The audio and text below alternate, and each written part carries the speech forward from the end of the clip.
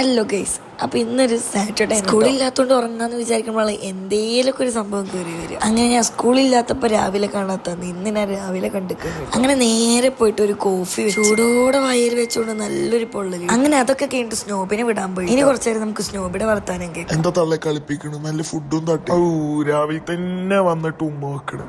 ആ നേരം വല്ല ഫുഡും തന്നൂടെ? തള്ള നോക്കോ, അതൊക്കെ കാട്ടിട്ട് എന്നെ അവിടെ സ്നോബിയുടെ വർത്താനം കേട്ടില്ല. എത്ര തിന്നാൻ കൊടുത്താലും ഇതൊക്കെ തന്നെ വരുള്ളൂ അവന്റെ വയന്ന്. അങ്ങനെ 2 കൊറിയറൊക്കെ വന്ന് ഡ്രസ്സൊക്കെ മാറ്റിയിട്ട് നമ്മൾ നമ്മുടെ സ്പോട്ടിൽ പോകണം കേട്ടോ.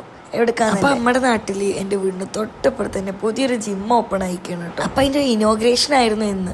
അപ്പൊ അതിന് വേണ്ടി പോയതാണ്. അങ്ങനെ നേരെ മേലേക്ക് കയറിപ്പോയിട്ടോ. പോയപ്പോ തന്നെ ഇനോഗ്രേഷനൊക്കെ കഴിഞ്ഞിട്ടുണ്ടായിരുന്നു. കയറിയപ്പോ തന്നെ ഒരു ബോക്സ് ഒക്കെ കിട്ടി, അതൊക്കെ മേടിച്ച് കൈപ്പിടിച്ച് കയറിയപ്പോ ശരിക്കും അംഗൻവാടി ആയിട്ടോ തോന്നിയത്. കാരണം ഫുള്ള് കുട്ടികളാണ് ഉണ്ടായിരുന്നു. നിങ്ങൾക്ക് എന്റെ ബാക്ക്ഗ്രൗണ്ട് കാണുമ്പോൾ തന്നെ മനസ്സിലായിട്ട്. അങ്ങനെ അവിടെ ഒന്ന് വിസിറ്റ് ചെയ്തിട്ട് ഞാൻ അവിടെ ജോയിൻ ചെയ്തു. തിങ്കളാഴ്ച മുതൽ ഫുൾ ജിമ്മാണ്.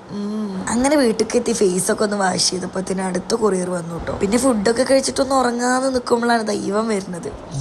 നല്ല ഇറച്ചി പീസ് പോലത്തെ കാലില് ഇത് കാണുമ്പോ തന്നെ കടിക്കാൻ തോന്നണില്ലേ? ഒന്ന് ഉറങ്ങാൻ കിടക്കുമ്പോ അതിനെ തള്ള വന്നോളും കയ്യും കൊണ്ട്.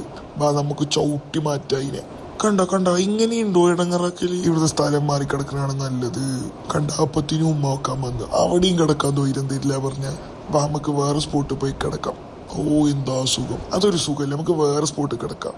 അപ്പത്തിനും അങ്ങനെ ഞങ്ങളുടെ 2 പേരും ഒരു ഉറക്കൊക്കെ കഴിഞ്ഞ് നേരെ വീഡിയോ എടുക്കാൻ വേണ്ടി മേലെ കയറി കേട്ടോ. അങ്ങനെ 2-3 കോസ്റ്റ്യൂംസിന്റെ വീഡിയോ എടുക്കാണ്ടായിരുന്നു.